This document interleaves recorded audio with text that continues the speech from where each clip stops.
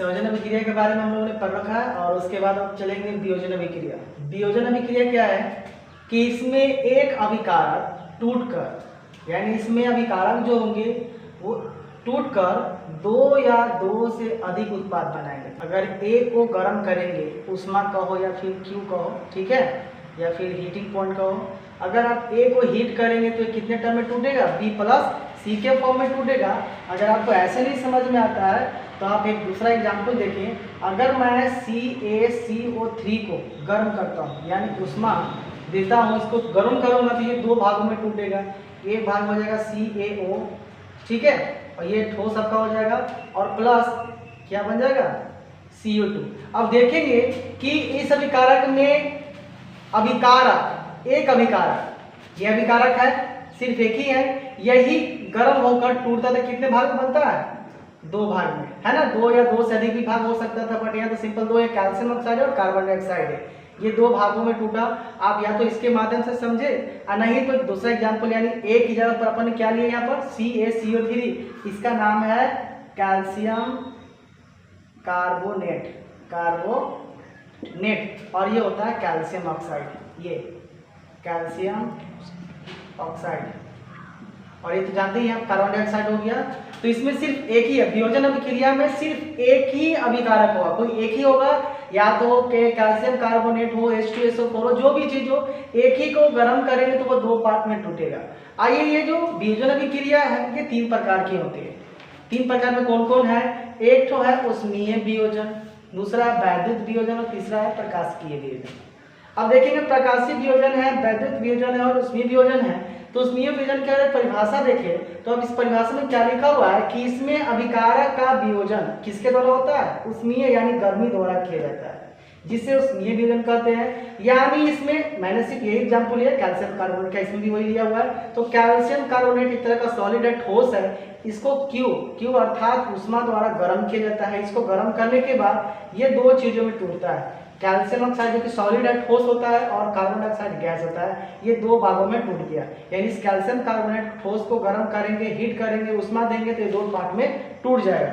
बात करते हैं वैद्युत वियोजन की, तो बस सिंपल इसमें क्या है कि इसमें जो भी विक्रिया कराई जाए किसके द्वारा हो जाएगी, विद्युत यानी कि इलेक्ट्रिक करंट के द्वारा, लाइन के द्वारा कराई जाएगी। तो ये 2H2 यानी जल एक लिक्विड है, इस लिक्विड को यदि आप धारा के माध्यम से अगर हीट करते हैं, करंट इसमें देते हैं, इसमें विद्युत धारा उत्पन्न करते हैं, तो विद्युत धारा जब उत्पन्न करेंगे तो दो पार्ट में टूटेगा, हाइड्रोजन में और ऑक्सीजन में। ये गैस है और ये भी गैस है, दोनों भाग में कंप्लीट हो गए, कहा जाएगा वायुमंडल में खत्म हो जाएगा। तो देखेंगे यहाँ से H2 हाइड्रोजन ये गैस है और O2 भी ये गैस है। बात करते हैं तीसरी प्रकाशिकीय वियोजन की। इसमें क्या होता है कि इसमें जो भी अभिक्रियाएं होंगी वो किसकी उपस्थिति में होंगी, सूर्य के प्रकाश की उपस्थिति में होगी। तो अब यहाँ देखेंगे अपन AgCl जो है वो सिल्वर क्लोराइड है, इसका नाम क्या है, सिल्वर क्लोराइड, सिल्वर क्लोराइड। तो सिल्वर क्लोराइड के दो अणु यहाँ लिए हैं। दो अणु को जब सूर्य के प्रकाश की उपस्थिति में और गर्म करते हैं तो 2Ag यानी सिल्वर जो ठोस होता है, 2Ag और ये क्लोरीन गैस बाहर आती है। इस अभिक्रिया का उपयोग हम लोग नॉर्मल रूप से श्याम श्वेत फोटोग्राफी के रूप में किया जाता है, जिसको हम लोग बोलते हैं ब्लैक फोटोग्राफी, ठीक है। बात करते हैं अपचयन और उत्चयन के बारे में। अपचयन क्या होता है, इसमें ऑक्सीजन की वृद्धि होगी और हाइड्रोजन की कंपाई होगी। कंपाई का मतलब क्या होता है कि हाइड्रोजन में क्या हो जाएगी, कमी होगी। कमी का मतलब कि हाइड्रोजन आपके ना के बराबर होगा। अगर हम बात करते हैं एग्जाम्पल C+O2 यानी कार्बन और ऑक्सीजन को अगर हम अभिकारक में अगर हम रिएक्टेंट कराते हैं तो प्रोडक्ट में क्या आता है, CO2 आता है। और आप इसमें देखेंगे कि इसमें को कहीं भी हाइड्रोजन आपको नहीं दिख रही है, इसमें सिर्फ जो बढ़ रही है ये वाला, इसमें ऑक्सीजन की वृद्धि हो रही है। किसके साथ, कार्बन के साथ ऑक्सीजन की वृद्धि हो रही है। तो यह जो क्रिया कहलाएगी तो क्या कहलाएगी, अपचयन कहलाएगी। अब बात करते हैं उत्चयन कहलाएगी, जब कार्बन के साथ जो है वो ऑक्सीजन की वृद्धि हो रही है, ना ही कि हाइड्रोजन की इसमें तो कमी हो रही है, क्योंकि हाइड्रोजन इसमें कहीं दिख ही नहीं रहा है। कार्बन के साथ किसकी वृद्धि हो रही है, ऑक्सीजन के साथ, और इस कार्बन के साथ इस ऑक्सीजन की वृद्धि हो रही है। तो यह क्रिया जो कहलाएगी उपचयन कहलाएगी। बात करते हैं अपचयन के बारे में। तो अपचयन में क्या होगा कि इसमें हाइड्रोजन की वृद्धि होगी। किसकी वृद्धि होगी, हाइड्रोजन की वृद्धि होगी और ऑक्सीजन का ह्रास होगा, यानी ऑक्सीजन की कंपाई होगी। ठीक है, देखेंगे इसमें कॉपर के साथ जो देखेंगे इसमें किसकी वृद्धि हो रही है, हाइड्रोजन की वृद्धि हो रही है और इसमें ऑक्सीजन की भी है। अब देखेंगे इस कॉपर के साथ, ये कॉपर है, तो इस कॉपर के साथ किसकी वृद्धि हो रही है, ऑक्सीजन की भी हो रही है। तो देखेंगे इसमें अगर ऑक्सीजन की वृद्धि होगी तो यह क्रिया क्या कहलाएगी, उपचयन कहलाएगी।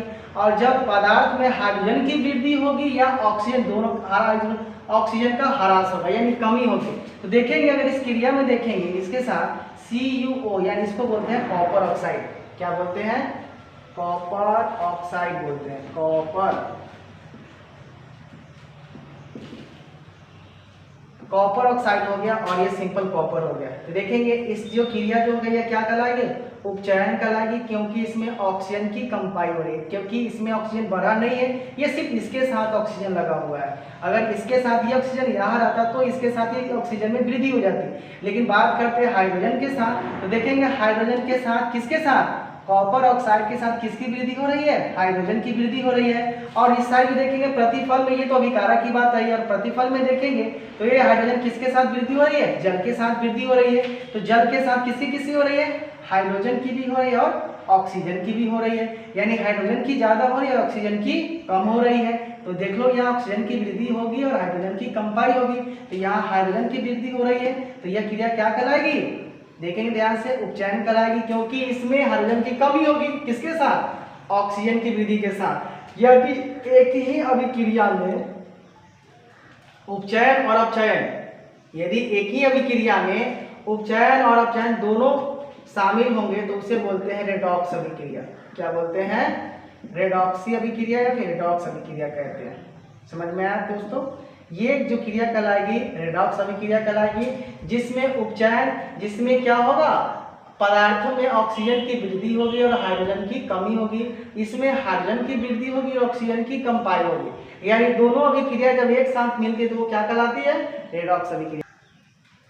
हाँ, बात करते हैं रासायनिक अभिक्रिया के प्रकार। अब जो ये आप बोलेंगे कि सर रासायनिक अभिक्रिया तो आप पहले इसका प्रकार बताए हुए थे। देखो मेरे भाई, ये रासायनिक अभिक्रिया के प्रकार पढ़ेंगे, लेकिन किसके अनुसार पढ़ेंगे, तापमान के आधार पर, टेम्परेचर के अकॉर्डिंग हम लोग पढ़ेंगे किसका प्रकार, रासायनिक अभिक्रिया का प्रकार। तो टेम्परेचर के अनुसार जो रासायनिक अभिक्रिया के दो टाइप होते हैं। पहला होता है ऊष्माक्षेपीय अभिक्रिया, ऊष्माशोषी अभिक्रिया। ऊष्माक्षेपीय अभिक्रिया को बोलते हैं एक्सोथर्मिक रिएक्शन और इंडोथर्मिक रिएक्शन बोलते हैं ऊष्माशोषी अभिक्रिया। ऊष्माशोषी अभिक्रिया क्या कहलाती है, देखेंगे इस अभिक्रिया में जो निर्माण के साथ साथ, निर्माण यानी कि जो भी अभिकारक में जो भी एलिमेंट्स बनेंगे उनके साथ साथ ऊष्मा ऊर्जा का भी उत्सर्जन होता है, यानी कि जो भी एलिमेंट्स जो है, जो भी यहाँ पर जो आप देख रहे हैं कंपाउंड जो है या CH4, इसका जो नाम है वो मीथेन है। क्या है, मीथेन। मीथेन एक तरह का गैस होता है और ऑक्सीजन भी गैस है। तो अभिक्रिया में मीथेन और ऑक्सीजन का दो जो कंपाउंड है वो मिल रहा है आपस में, और इसको गर्म करने के बाद जो भी रिएक्टेंट होगा, जो भी प्रोडक्ट होगा, कार्बन डाइऑक्साइड, चूंकि मीथेन के और ऑक्सीजन के मिलने के बाद हमारे पास कार्बन डाइऑक्साइड गैस रिलीज हुआ, जल बाहर निकला और उसके साथ साथ क्या निकल रहा है, ऊष्मा भी, हीटिंग भी बाहर निकल रहा है। तो इस अभिक्रिया में क्या होगा, इस अभिक्रिया में मतलब किस अभिक्रिया में, क्षेपीय अभिक्रिया में निर्माण के साथ साथ, यानी कोई भी पदार्थ का अगर निर्माण होगा उसके साथ साथ क्या निकलेगा, ऊष्मा ऊर्जा निकलेगा, बाहर निकलेगा। अर्थात प्राकृतिक गैस का क्या होता है, दहन होता है। प्राकृतिक गैस यानी कि दहन का मतलब होता है जलता है, उसे ऊष्माक्षेपीय अभिक्रिया कहते हैं। जैसे मीथेन और ऑक्सीजन को अगर जलाते हैं, गर्म करते हैं, तो गर्म करने के बाद हमारे पास कार्बन डाइऑक्साइड गैस निकलती है। क्या, कार्बन डाइऑक्साइड गैस हो गया और ये जल निकलेगा। गैस और जल के साथ साथ ऊष्मा भी क्या निकलता है, बाहर निकलता है। ठीक है, बात करते हैं ऊष्माशोषी अभिक्रिया, जिसको बोलते हैं इंडोथर्मिक रिएक्शन। इस अभिक्रियाओं में अभिकारकों को तोड़ने के लिए ऊष्मा, प्रकाश, विद्युत, तीनों चीज की आवश्यकता होती है। यानी किसी एक टर्म को तोड़ने के लिए किस किस की आवश्यकता होती है, ऊष्मा की, प्रकाश की और कथी की, विद्युत ऊर्जा की आवश्यकता होती है। उसे ऊष्माक्षेपीय अभिक्रिया कहते हैं। इसका जैसे देखने के लिए इससे पहले वाले बैग में आप जाएंगे तो आप देखें कि मैंने वियोजन अभिक्रिया के बारे में आपको बताया था। ठीक है, वियोजन अभिक्रिया के बारे में बताया तो उससे रिलेटेड 3 टाइप का आपको मैंने बताया था। एक था प्रकाश, दूसरा था विद्युत, और तीसरा था सॉरी एक तो था ऊष्मा, क्या था, ऊष्मा था, दूसरा विद्युत था, और तीसरा क्या था, प्रकाश था, और सभी में क्या लगा हुआ था, वियोजन लगा हुआ था। आप उसका एग्जाम्पल इसमें आप देख सकते हो। आई होप आप समझ गए होंगे। इसका नेक्स्ट चैप्टर के लिए फिर हम लोग आगे मिलेंगे, तब तक के लिए बाय बाय।